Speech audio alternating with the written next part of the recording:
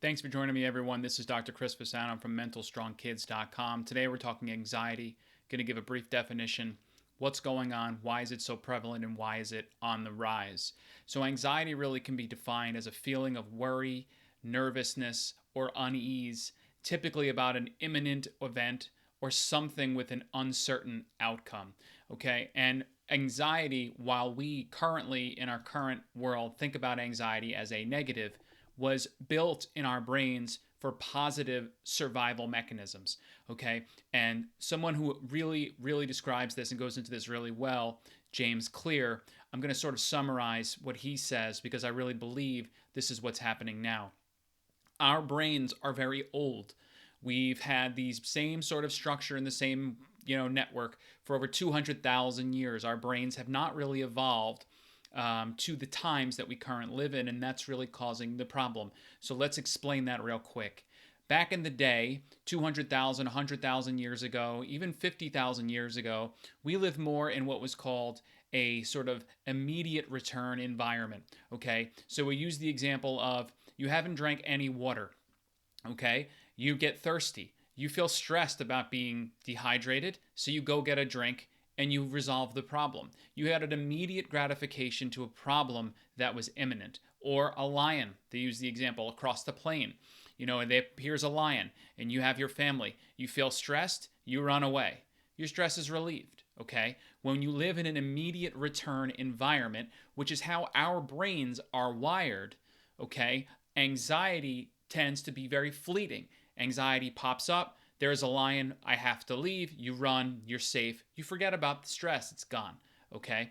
The problem is that our brains and our bodies take a very long time to evolve to our environment. Okay? And only in the past 500 years, even really the past 100, has the environment, including the technological advances, switched us from living in an immediate return environment to a delayed return environment. Okay, so once again, using the example in the immediate return, a deer out in the woods, startled by a loud noise, takes off and runs, gets to a more quiet place, starts eating again, no problem, immediate, it's now gone, they move on.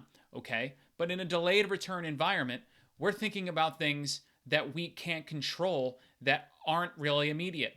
Am I going to have enough money to pay my mortgage in 3 months? Am I going to be able to put my kid through college 5 years from now? What happens if I don't get the promotion 2 years from now? Am I going to be able to pay all of my bills? Am I going to be able to live a long life? Am I going to die young? All of these questions that we're asking, seeing all this news, all these school shootings, all these mass shootings, when I go out to the store, am I going to die? Okay, these are not immediate return situations. These are undefined, delayed return, and we cannot get rid of that stress because we have no way of making it go away. It's no longer fleeting, it becomes chronic. And this is why anxiety has skyrocketed. And the reason why anxiety is skyrocketing in our children is because children are growing up in a delayed return environment with their parents being very anxious. So parents are very anxious about this delayed return. They don't know how to handle it. They become very stressed out and anxious. They pass that along to their kids. They become very controlling about their kids. You can't go out to school. We can't go here. We can't do this. We call it helicopter parenting. And what happens? The kids become anxious, and it becomes a self-fulfilling prophecy, and a cycle goes, and goes. And you create a nation of anxiety. Okay. So what are we supposed to do about this? This is really the question. And what people say you're supposed to do is sort of turn your problems to things you can handle that become immediate. So I use the example of, am I going to die young? Am I going to get cancer? Am I going to die of some sort of disease?